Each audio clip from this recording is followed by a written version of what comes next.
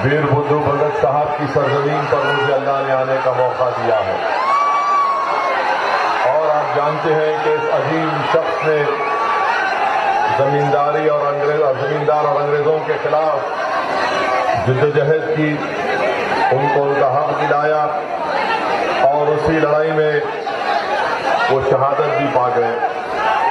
मैं आपको बताना चाहता हूं कि इस विधानसभा में अगर आप मजलिस के ताईद उम्मीदवार हमारे भाई को आप कामयाब करेंगे, जियो कुमार दहन साहब को, जिनका इंतखाबी निशान ऑटो रिक्शा है, तो मैं आपसे वादा करता हूं कि यहां पर इस विधानसभा में महिलाओं के लिए एक यूनिवर्सिटी और स्किल एजुकेशन सेंटर हमारे भाई जनाब जियो कुमार दहन साहब कायम करेंगे। मोबाइल हॉस्पिटल हफ्तेवारी हर ब्लॉक में काम करेगा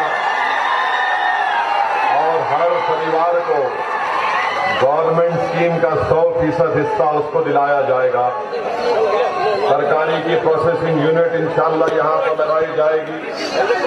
स्टूडेंट्स का 100% स्कॉलरशिप का इंतजाम किया जाएगा और खास तौर से पुलिस और पैरामिलिट्री के नौकरी के लिए यहां पर इंशाअल्लाह ताला जियो कुमार दहन साहब एक ट्रेनिंग सेंटर कायम करेंगे और जो टीचर की वैकेंसी है उसको पूर्ण किया जाएगा और जो विलेज तक हर स्कीम है विजय कुमार दहन साहब इस पर अमलवारी करने की पूरी कोशिश करेंगे। मैं आपका शुक्रगुजार हूं कि आप लोग इतनी बारिश में भी भीग कर यहां पर खड़े हैं। मैं आपकी मोहब्बत को सलाम करता हूं, आपका शुक्रिया अदा करता हूं। मुझे यकीन है कि ये आपकी मोहब्बत इंशाअल्लाह ताला यकीनन जियो कुमार दहन साहब को यहां का विधायक बनाने में कामयाब करेगी। मेरी आपसे गुजारिश ये है मेरे अजीज दोस्तों और बुजुर्गों कि आप देख रहे हैं कि झारखंड में यहां पर क्या हुआ रांची में, और आप जानते हैं कि मुदस्सिर का और हमारे भाई का, दोनों बेटों का झारखंड मुक्ति मोर्चा की सरकार और नरेंद्र मोदी की सरकार दोनों ने मिलकर मुदस्सिर और फजल को कत्ल कर दिया। अगर देश के प्रधानमंत्री पहले एक्शन ले लेते तो मुदस्सिर की जान नहीं जाती थी, मगर देश के प्रधानमंत्री को नुपुर शर्मा को बचाना था और नुपुर शर्मा को बचाते बचाते मुदस्सिर और साहिल की जान चली गई। अगर देश के प्रधानमंत्री नुपुर शर्मा को नहीं बचाते और झारखंड मुक्ति मोर्चा के यहां के मुख्यमंत्री थोड़ी ईमानदारी से काम करते तो मुदस्सिर और साहिल की मौत नहीं होती है। मैं आज यहां पर खड़े होकर मुदस्सिर और साहिल के परिवार से इजहार हमदर्दी भी करता हूं और भाजपा और हेमंत सोरेन की सरकार से मुतालबा करता हूं कि वो इन परिवार से माफी मांगे और इन तमाम पुलिस के अहदेदार हो या जिस किसी ने भी मुदस्सिर और साहिल को गोली मारी उनको फौरन गिरफ्तार करने की जरूरत है। और मैं ये भी बताना चाहूंगा कि जिन्होंने इन बच्चों की जान ली, याद रखो हम वो हैं जिसको शायर ने कहा था कि नजर अल्लाह पर रखता है मुसलमान गयूर। मौत क्या शय है फक्त आलम माना का सफर, इन शहीदों की दीज अहले कलीसा से ना मांग, कद्र कीमत में है खून जिसका हरम से बढ़कर। मेरे अजीज दोस्तों और बुजुर्गों, देश के प्रधानमंत्री को समझना चाहिए कि जो नुपुर शर्मा ने अनाप शनाप बकाए, हर किसी का दिल इससे दुख हुआ है, तकलीफ हुई है और हम हर चीज बर्दाश्त कर सकते हैं, मगर रसूल अल्लाह सल्लल्लाहु अलैहि वसल्लम के खिलाफ अनाप शनाप अगर कोई बकेगा तो जाहिर है हम तमाम को तकलीफ होती है। हमारे लिए हमारे रसूल सल्लल्लाहु अलैहि वसल्लम एक इंसान के दिल की तरह है। आप हमारे जिस्म पर, हमारी उंगलियों पर, हमारे पैर पर, हमारे सर पर वार करिए, मगर आप हमारे दिल की तरफ आंख उठाकर भी नहीं देख सकते। ये आपने गलत किया। आप बताइए कि यही सरकार है। अगर आज असदुद्दीन ओवैसी देश के प्रधानमंत्री के खिलाफ अनाप शनाप अगर बोल देंगे तो मुझे रांची एयरपोर्ट से जाने नहीं दिया जाएगा। अगर मैं भाजपा और योगी या फिर आरएसएस के लोगों के खिलाफ कुछ अनाप शनाप कह दूं तो मुझे रोक दिया जाएगा। आखिर क्यों भाजपा नुपुर शर्मा को बचा रही है? आखिर क्या बात है नुपुर शर्मा में जो देश के प्रधानमंत्री उसका तहफ्फुज कर रहे हैं? हम भाजपा से इस बात का मुतालबा करते हैं कि नुपुर शर्मा को सिर्फ सस्पेंड करना सजा नहीं है, उसको गिरफ्तार करना और जेल को भिजाना तभी इंसाफ होगा। और मेरे अजीज दोस्तों और बुजुर्गों, इस विधानसभा से हमारे भाई दियो कुमार धन का मुकाबला भाजपा से है। मैं आज के इस जनसभा से न सिर्फ इस विधानसभा के नौजवानों से, युवाओं से, बल्कि झारखंड के युवाओं से और देश के युवाओं से कहना चाहूंगा कि देश के प्रधानमंत्री ने भारत के युवाओं को बहुत बड़ा धोखा दिया है। उनका मुकद्दर बेरोजगारी बनाकर रख दिया। वो नौजवान जो पिछले 2 साल से फौज में जाने की तैयारी कर रहा था, देश के प्रधानमंत्री ने उन युवाओं की जिंदगी से एक मजाक किया है। और आज आप देखते हैं कि जो पॉलिसी भाजपा ने बनाई है कि फौज में भर्ती के लिए, एयरफोर्स और नेवी में भर्ती के लिए देश के प्रधानमंत्री ने कहा कि 4 साल काम करो और 4 साल के बाद तुमको निकाल दिया जाएगा। देश के प्रधानमंत्री ये युवा जो फौज में जाते हैं वो इसलिए जाते हैं कि देश की सेवा करें। ये फौज में जो जाता है नौजवान, वो अपने लिए एक बाइज़ इज्जत समझता है, अपने लिए एक ऑनरेबल चीज उसको समझता है। वो फौज में जाकर देश की सुरक्षा करना चाहता है। मगर देश के प्रधानमंत्री ने क्या कर दिया? देश के प्रधानमंत्री ने कहा कि ये आपको कॉन्ट्रैक्ट के ऊपर लिया जाएगा, 4 साल काम करो और 4 साल के काम करने के बाद तुमको हम चौकीदार की नौकरी दे देंगे। आप बताइए कि कोई अगर फौज में जाता है, कोई एयरफोर्स में जाता है, नेवी में जाता है, तो कभी पाकिस्तान के फौज से आंख में आंख हमारा सिपाही कर लड़ाता है, तो कभी डिप्सांग और हॉट स्प्रिंग पर चीन की फौज से आंख में आंख मिलाता है। और 4 साल वो अपनी जान की कुर्बानी देने के लिए तैयार रहता है। या तो वो चीन और पाकिस्तान की फौजियों को मारता है या खुद मर जाता है। आज उन युवाओं को देश के प्रधानमंत्री भूल चुके हैं। भाजपा वालों, कहां गया तुम्हारी देशभक्ति? तुम्हारी देशभक्ति ये है कि तुम युवाओं को जो अपनी जिंदगी जोखिम में डालते हैं, खतरे में डालते हैं, देश के प्रधानमंत्री, क्या आपकी ये देशभक्ति है कि ये आपकी भारत मां से मोहब्बत है कि आप इन नौजवानों को जो अपनी जान देने के लिए तैयार रहते हैं, आप उनसे मजाक कर रहे हैं? देश के प्रधानमंत्री को ये अग्निपथ की, अग्निवीर की पॉलिसी को वापस लेना पड़ेगा। भारत का युवा खामोश नहीं बैठेगा। प्रधानमंत्री याद रख लो, अब आप दिल फरेब झूठे वादे नहीं कर सकते।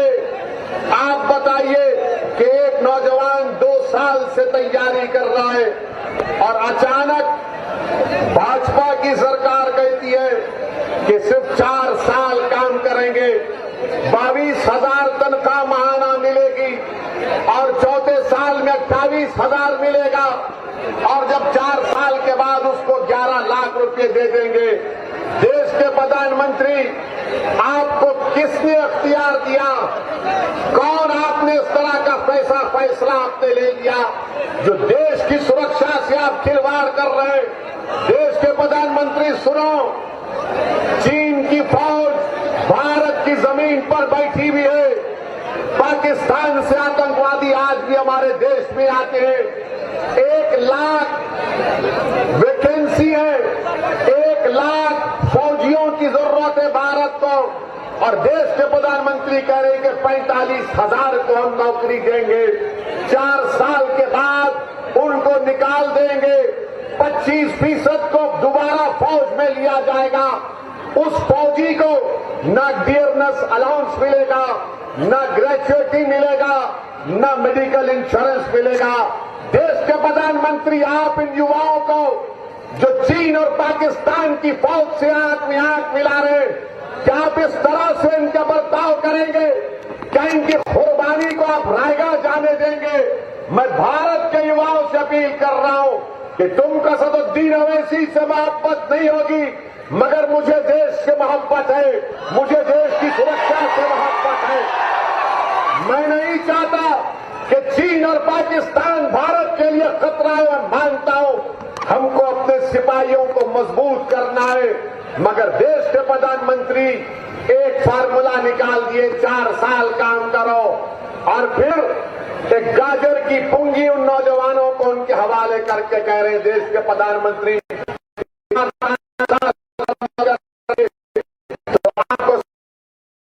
फोर्स में, सीआरपीएफ में, बीएसएफ में, सीआईएसएफ में, आईटीबीपी में दिया जाएगा। झूठ बोल रहे हैं देश के प्रधानमंत्री, झूठ कह रहे हैं। 2020 में सिर्फ 10,000 सेंट्रल पैरामिलिट्री फोर्स में नौकरियां दी गई। अगर 10% होगा तो 1,000 को नौकरी मिलेगी। देश के प्रधानमंत्री, झूठ बोलना बंद करो, देश की सुरक्षा करो। ये आपने जो पॉलिसी का ऐलान किया, इसको वापस लो। आप फौज में कोई जाता है तो देश की सेवा करने के लिए जाता है, और मैं इन तमाम हमारे प्रदेशों की सरकारों से कहना चाह रहा हूं, पहले रिक्रूटमेंट होता था प्रदेश की बुनियाद पर, इस स्टेट में इतने फौजी जाएंगे। आज भारत के प्रधानमंत्री पूरे ऑल इंडिया लेवल पर रिक्रूटमेंट करेंगे। अरे ये इससे फौज में इम्बैलेंस पैदा हो जाएगा, हमारी लोकतंत्र को खुदा ना खास्ता कहीं खतरा मुस्तकबिल में ना पैदा हो जाए। चीन से खतरा, पाकिस्तान से खतरा भारत के अतराफ में घेरा हुआ है, मगर देश के प्रधानमंत्री पैसे बचा रहे, पैसे बचा रहे। लानत है तुम्हारी इस पॉलिसी पर देश के प्रधानमंत्री। तुम देश की सुरक्षा को नहीं देख रहे हो, तुम पैसे बचाने का काम कर रहे हो। अरे देश की सुरक्षा के लिए अगर पैसे क्या, अगर पैसे नहीं है तो भी देश की सरकार को पैसे निकाल कर देश की सुरक्षा करनी चाहिए। मगर प्रधानमंत्री, क्योंकि उनकी सरकार ने 8 साल में देश की इकोनॉमी को बर्बाद कर दिया, बर्बाद कर दिया। आज बेरोजगारी भारत में सबसे बड़ा मुद्दा है। सरकार कहती है 8% बेरोजगार है, मैं कहता हूं कि 16-17% से ज्यादा भारत में बेरोजगारी है। आपको जानकर गम होगा, अगर 5 पढ़े लिखे ग्रेजुएट है तो सिर्फ 1 को नौकरी मिलती है, सिर्फ 1 को नौकरी मिलती है। भारत में 1 करोड़ 20 लाख लोग आज नौकरी तलाश करना छोड़ चुके हैं। क्यों? क्योंकि उनको नौकरी नहीं मिलती। देश के प्रधानमंत्री से जाकर आप पूछेंगे तो बोलेंगे पकौड़ा बेच लो। 2015 में मोदी ने कहा था कि मैं 2022 में 10 करोड़ नौकरियां दूंगा। Make in India, startup India, skill India, run India, sit India, क्या क्या कहा था? कितनी नौकरियां दी आपने? आज देश के प्रधानमंत्री कह रहे हैं कि 2024 तक भाजपा 10 लाख नौकरियां देंगी। अरे देश के प्रधानमंत्री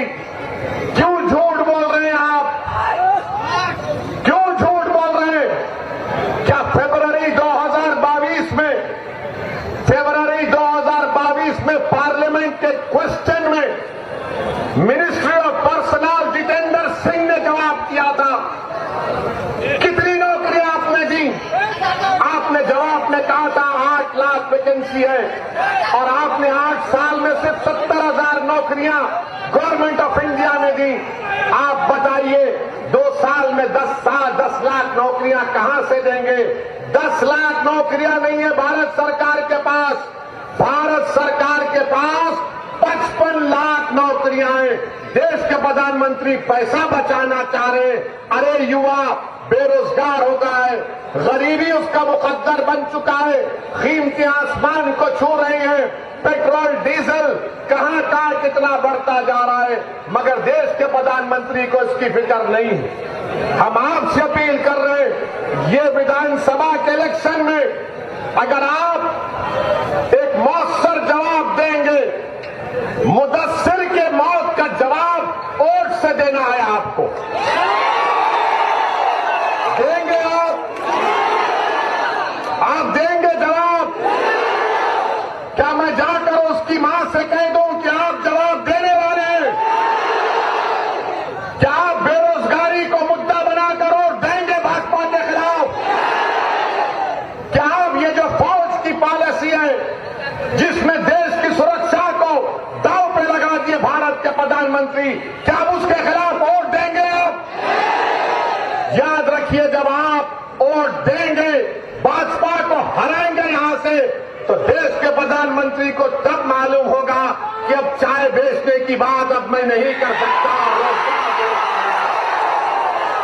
मेरे अजीज दोस्तों और बुजुर्गों, आप देखते हैं कि टीवी पर ये मोदी के चहीतों को बिठाया जाता है, फौज से रिटायर लोग बैठते हैं। मैं उनसे बड़ी हाथ जोड़कर अपील कर रहा हूं, आप इतना मत गिर जाओ कि उन गरीब बच्चों के मुस्तकबिल को बर्बाद कर दिया जाए जो टीवी पर बैठकर बड़ी बड़ी बातें कर रहे हैं। क्या तुमको पेंशन नहीं मिल रहा है? फौज से तैयार हुए तुमको पेंशन मिलेगा। और ये जो गरीब परिवार के बच्चे, गांव के बच्चे, आदिवासियों के बच्चे जो फौज में जाते हैं, 17 साल मेहनत करते हैं ताकि उनको पेंशन मिले, अपनी जान को खतरे में डालते हैं ताकि उनको डियरनेस अलाउंस मिले, ग्रेचुइटी मिले और रिटायरमेंट के बाद मेडिकल उनको इंश्योरेंस मिले। ये टीवी पर बैठने वालों, तुम्हारा तो इंश्योरेंस है, तुम्हारा तो मेडिकल इंश्योरेंस है, मगर वो गरीब के बेटों का क्या होगा? मेरे अजीज दोस्तों और बुजुर्गों, ये गलत पॉलिसियां देश के प्रधानमंत्री कर रहे हैं और आज आप देखते हैं कि भारत का नौजवान आज इनके गलत फैसलों की वजह से गुस्से में है, आक्रोश में। हम टीवी चैनल पर एक गए थे तो वहां पर मोहतरमा ने कहा, आप इसका खंडन करिए, मजम्मत करिए। बोले नहीं करेंगे। बोले ट्रेन जल गई, ट्रेन जल गई। ट्रेन क्या किसी पार्टी की होती है? हमने जवाब दिया और फिर कह रहे हैं तुमने उन नौजवानों को रोड पर क्यों लाया? तुमने उन नौजवानों को गुस्सा क्यों दिलाया?